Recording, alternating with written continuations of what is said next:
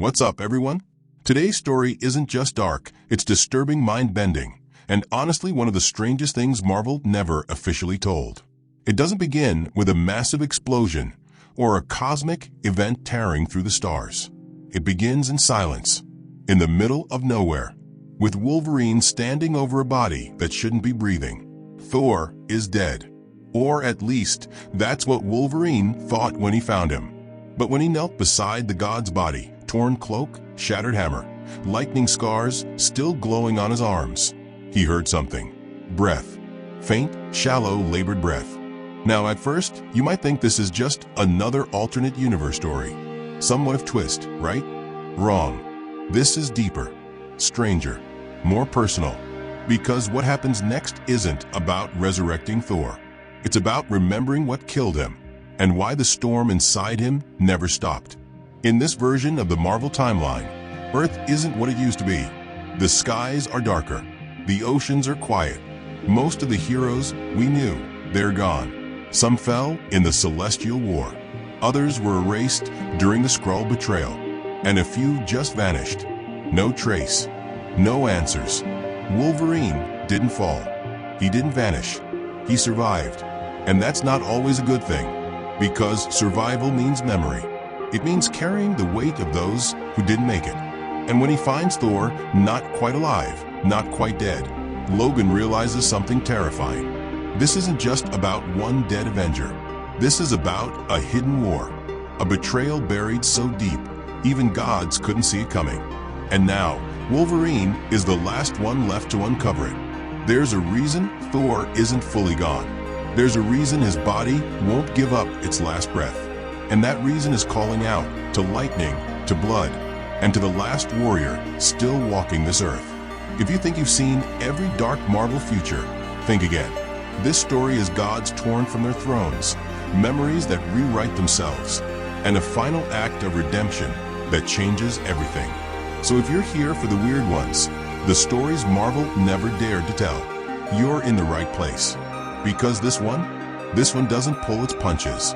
Let's go. When everything else had crumbled, when even the concept of survival felt like a joke told by the void, Logan still moved. He didn't know if it was instinct, memory, or something more primal, something buried deeper than rage. But step by step, through years of silence and ash, he moved. By the time he reached the Colorado range, he looked less like a man and more like a scar walking on bones. His clothes were torn, more patched than fabric. His beard hung wild and matted. And yet, his eyes, they still burned with something. Not hope, not exactly, but purpose. The mountain didn't have a name anymore. Whatever the map used to call it had long since been erased by storms and fire. All that remained was the lightning. A single strike, same time every day. Like a heartbeat. He felt it before he saw it. His skin prickled. The wind shifted. Static tickled the edges of his claws. And then, in the distance, a glow. It wasn't sunlight. It was electric. Blue and white and wrong. As he climbed, he passed wreckage. Not human, not even alien. Weapons fused with the rock. Armor turned to stone. Symbols he didn't recognize burned into the cliffs. Like something had tried to rewrite reality and failed halfway through. He found bones. Giant ones. Bigger than any beast he'd ever fought.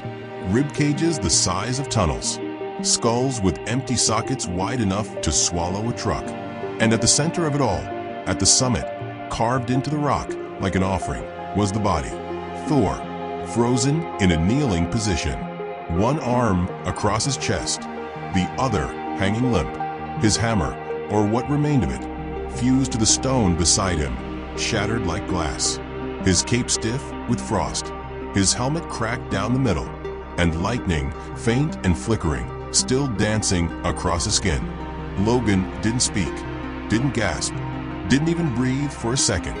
He just stared, then stepped forward. He placed a hand on Thor's chest. Cold, like marble, like a tombstone. Then he heard it. Not loud, not clear, but there, a breath, and another. And a sound, not a word, not a cry, but a rumble. Something old, something that didn't belong in the lungs of a dying god. Logan stepped back, hand trembling. Thor's head twitched, just slightly, but it moved. And in that moment, Logan remembered Xavier's final message. Find Thor. You'll understand. Understand what? The collapse? The silence? The thing clawing at the edge of his mind ever since the war ended? Whatever it was starting here, at the top of this mountain, with a god who refused to die, and a man too stubborn to walk away. Logan didn't flinch. He'd heard voices before, in his head, in the shadows, behind walls that weren't really there. But this voice wasn't like those. It didn't echo. It didn't rattle his skull or make his thoughts spin. It settled, heavy, clear, ancient, and angry. He rose slowly, claws sheathed but fingers twitching. His eyes scanned the crater walls, the jagged ice ridges, the twisted sky above. Nothing moved. But the mountain was listening. You should not have come here, mutant. The words didn't come from a direction. They came from everywhere. From the air itself, from the stone, from the lightning. As if the mountain wasn't just a place, it was a being. Logan narrowed his eyes. Not here to steal. Not here to fight, he said, voice low, rough as gravel. I just want to know why he's still breathing. The mountain didn't answer. Instead, the wind changed. It circled the crater, picking up snow and ash and sparks of lightning, spinning faster, tighter. Logan crouched instinctively, shielding his eyes. Then silence, all at once. No wind, no breath, no pulse. Thor's body was still again, too still. Logan moved forward, knelt beside the god's chest, listening. No breath, not even a twitch. The lightning had vanished. Then, boom, a shockwave erupted from Thor's chest. Not an explosion, a pulse. Like a dying star hiccuping back to life. Logan was thrown across the crater, slammed into the ice wall, buried under falling shards of glowing rock. He groaned, stood, claws popping reflexively from his hands. Thor's body was floating now, just a few inches above the crater floor. His limbs limp, head bowed, but lifted by some invisible force. The cracked armor began to glow, not with heat, but with memory. Images flashed across it like holograms burned into steel. Logan saw Asgard fall. He saw lightning swallowed by black suns. He saw Loki laughing, then burning. He saw the Celestials, not killing Thor, but using him, transforming him. The voice returned. He is no longer yours to find. He is no longer his own. Logan grit his teeth. What the hell does that mean? The sky above the mountain tore open, just for a moment, revealing not space, not stars, but eyes. Millions of them, watching. And then it was gone. Thor dropped, hard. The lightning returned, curling around his chest like serpents of power. But he didn't move, didn't wake. Logan rushed forward again, placed both hands on Thor's chest, felt nothing but ice and silence. Then a whisper, not the mountain's voice, not the sky, Thor's. Logan, one word, barely a breath, but it shattered the silence like a scream. Logan's eyes widened. I'm here, brother. You're not dead. You hear me? You're not dead. Thor's eyes cracked open, not glowing, not human, just broken. Not me. Logan leaned closer. What's not you? Thor's lips barely moved. Storm inside. Then he passed out again. Or maybe worse. Logan didn't know what any of it meant. But something was alive inside Thor. Something that wasn't Thor. And whatever it was waking up. The sound wasn't thunder. It was older than that, heavier, slower, like stone groaning beneath the weight of memory. Logan turned his head toward the crater wall, but the noise didn't come from any one direction. It was all around, beneath, inside. A long, low rumble, then silence again. Thor's fingers flexed, not just a twitch this time. A full, deliberate movement, like a hand waking up after centuries of sleep. Logan didn't call his name again. He just watched, breathing slow, claws still sheathed. Something had changed. Whatever was inside the god's body was closer to the surface now. The runes around the crater began to shift, not just glowing, but moving, rearranging. as if reacting to Thor's motion, or preparing for what came next. Logan narrowed his eyes. "All right, Thunder Boy," he muttered. "If you're coming back, now's the time." And then a sound, a crack, sharp, sudden. The sky above them split, just for a second, revealing a jagged line of light. Not lightning, not natural. This was something more precise, like a blade drawn across reality. Logan looked up and saw them, silhouettes in the clouds, not flying, floating, dozens of them, shapes with long cloaks and unreadable faces, energy pulsing from their hands. Watching. Guardians? Jailers? He didn't know, but they weren't there to help. Thor's body lifted again, not floating, not rising, pulled, as if some invisible chain had been yanked. His back arched, his arms spread slightly. The cracks in his armor widened, light pouring from beneath, like veins of fire bursting open. Logan took a step back. No, don't you dare explode." Thor's mouth opened, but no sound came out. Just air, a vacuum, and then a voice. But not his. It came from within him, layered with something else. Not human, not Asgardian. Something older, something buried. "You are too late, Wolverine. The seal is breaking." Logan gritted his teeth. "Who the hell am I talking to?" "The storm," the voice replied. "The first one, the last one, the god inside the god." Logan blinked. "You're not Thor." "No." The light around Thor dimmed suddenly, and his body collapsed again, hitting the ground like dead weight. The mountain rumbled. The runes flickered. The silhouettes above vanished into mist. And then silence. No movement, no sound. Thor was still. Logan crouched, panting. His claws finally slid out, gleaming in the pale light. "You've got one chance," he growled to the body. "One. Tell me who you are. Tell me what this is, or I cut you open and let the truth spill out." Nothing. Then, barely above a whisper, "I am the cage." And with that, Thor's eyes opened. But they weren't his eyes anymore. They glowed with something ancient, and something inside them smiled. Thor stood, not slowly, not groggily, but like a thunderclap had jolted every cell in his body. The ice around him shattered outward in a perfect ring, slicing the air with a sound like glass and screams mixed together. Wind howled through the crater. The sky darkened instantly, clouds circling above like vultures sensing a resurrection. His armor, once frozen and cracked, began to mend itself, veins of lightning stitching the metal back together. His cape lifted with the storm. His hammer, what remained of it, twitched on the ground beside him, dragged toward his grip by sheer magnetic force. Loki raised a hand. "Thor, listen to me. The rage is not yours. It belongs to..." Thor's arm shot forward, and Loki was blasted back by a wave of raw energy. Not magic, not thunder, but something deeper, something corrupted, something alive. Wolverine stumbled as the air warped around them. Static made his skin crawl. The runes on the ground lit up again, not gold now, but red, flickering, straining, dying. Thor's voice, when it came, didn't sound like his own. It was layered. Thunder beneath, gravel beneath flame. "You should have let me die." Logan took a step forward. "If I thought that would have helped, I would have." Thor's eyes snapped toward him. There was recognition there. Barely. But it was drowned in pain. So much pain. "You don't understand," Thor growled. "I am not just Thor anymore. I am the last seal." Loki, staggering to his feet, shouted through the wind. He was made into a vessel. The Celestials tried to kill him, but they failed. So instead they used him. To contain what? Logan demanded. Loki looked right at him, and for the first time since appearing, he looked afraid. The first storm. The ground cracked under Thor's feet.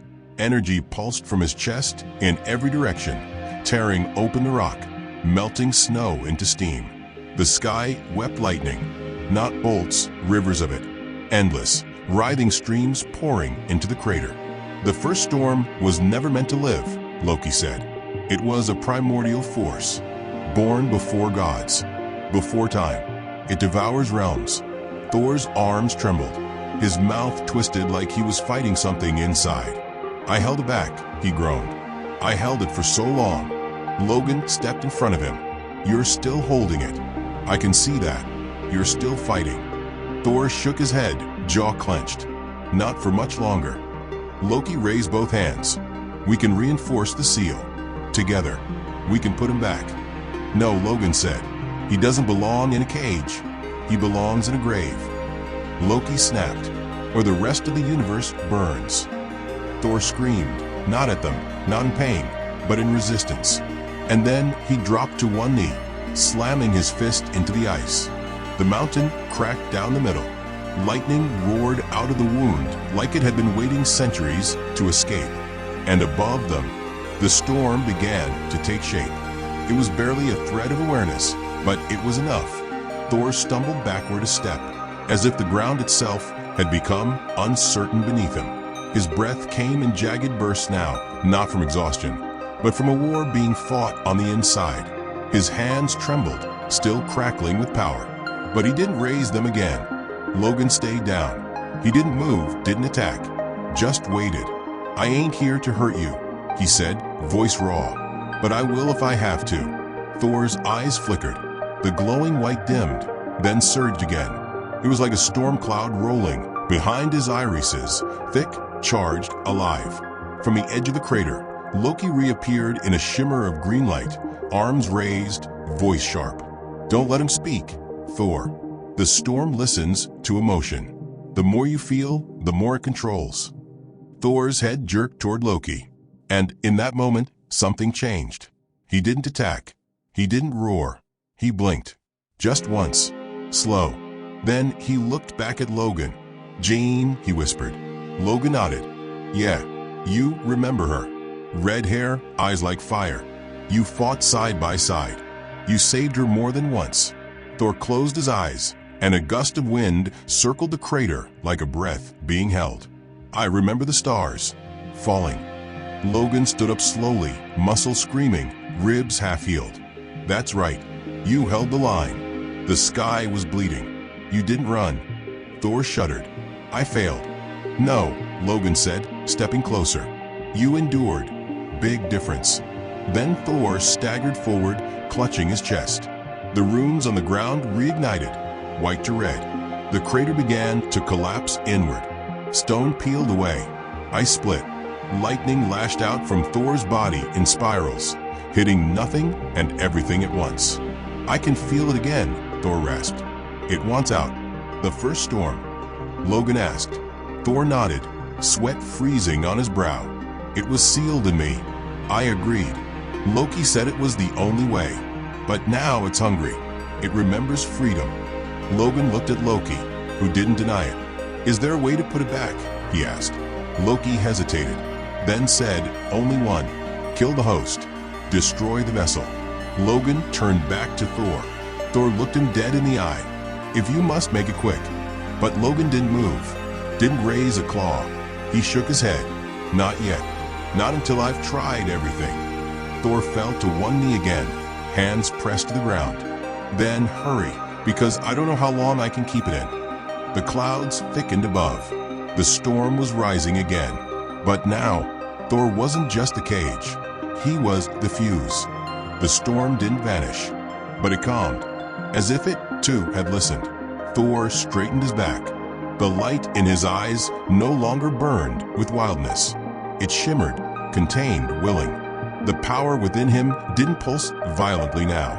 It flowed, like a river redirected instead of a flood let loose. Logan stepped closer. The air was still heavy, still electric, but it wasn't threatening. It was sacred. Mjolnir trembled beneath the ice again, then rose. Not flying, not bursting upward. It simply lifted, called by something ancient and true. It hovered before Thor, shards of ice falling from its cracked head, the handle wrapped in frost. Thor stared at it. Then slowly, gently, he reached out. His fingers curled around the broken hammer, not to wield it, but to accept it. Mjolnir didn't flare. It didn't fix itself. It just rested in his grip. And for the first time in years, Thor lowered his head not in defeat, but in peace.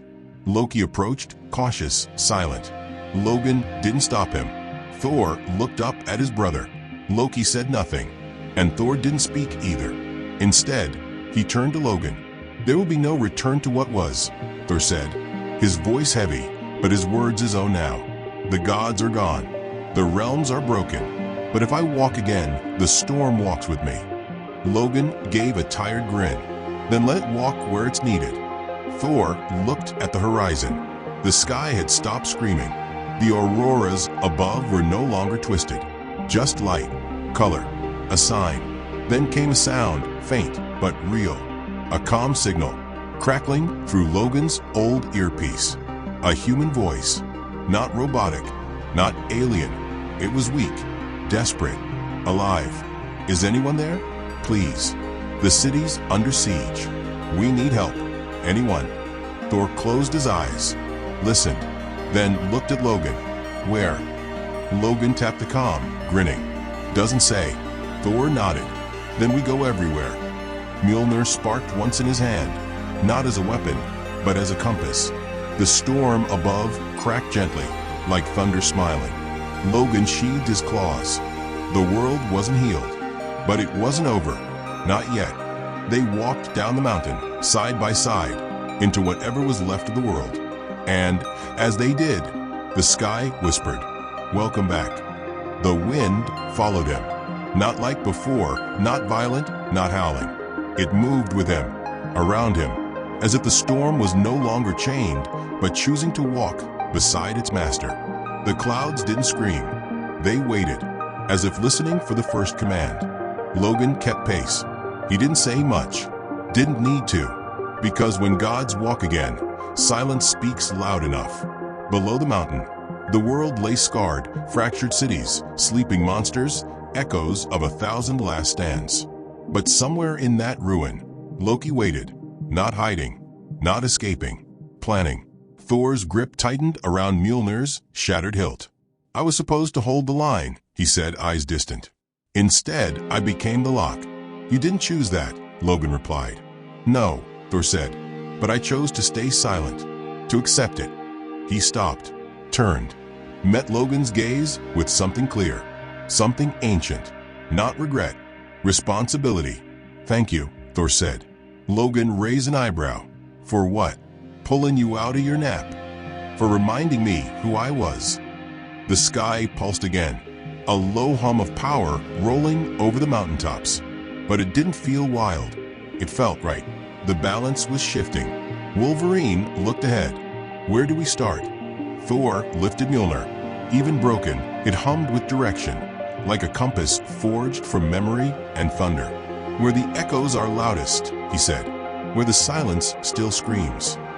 They walked side by side, warrior and god, into the cold, toward the place where this story truly began. Not to relive the past, but to rewrite what came next. Because some gods fall, some gods rise, and some, the ones who carry storms inside their chest and guilt inside their bones, they walk the earth one last time, to bring the end full circle. They move fast, through shattered cities where buildings leaned like gravestones, across highways cracked open by time and silence, past monuments to a war no one had won. Word spread faster than they did, not by message, but by presence. The storm marked their path. Thunder was the banner they marched under. The resistance took shape, not with speeches, not with oaths, with action. Mutants and humans, Inhumans and ex-SHIELD agents, survivors with broken gear and broken hearts. They didn't follow Thor because he asked. They followed because the world had stopped believing in gods, and then one showed up anyway. Logan scouted ahead when he had to, silent, deadly, carving a path when the ground got too hostile. He didn't wear a uniform, didn't give orders. He just stood in front when things got loud. That was enough. Thor walked behind him, taller than most, quieter than all. The broken hammer never left his grip. The sparks around it had become steadier, more focused, controlled. The god who had once wielded storms now carried them like a soldier carries a loaded rifle. At night, they lit no fires. They didn't need to. The lightning hummed above their camps like a silent vow. And then came the sign. A tower in the desert, old Stark tech, repurposed, half-buried. But it was pulsing. Logan sniffed the air. Magic. Thor nodded. Loki. Inside, there was no army, no traps, just a portal, glowing, green.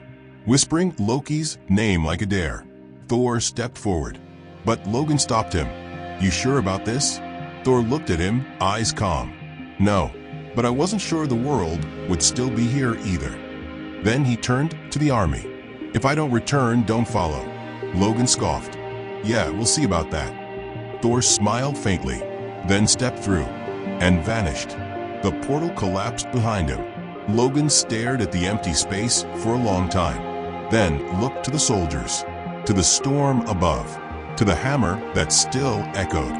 They waited, because this wasn't just Thor's war anymore. It was everyone's. And whether the god returned or not, the lightning had already called them back to life. The air turned electric, not just around them, everywhere. Across the oceans, in crumbled cities, in the hearts of survivors who had forgotten what vengeance felt like. The storm returned, not with rain, not with mercy, with judgment. Thor moved like a weapon unsheathed. Every step forward was a rejection of silence. Every rumble overhead was a heartbeat refusing to fade. Logan followed, claws already out, cigar long gone.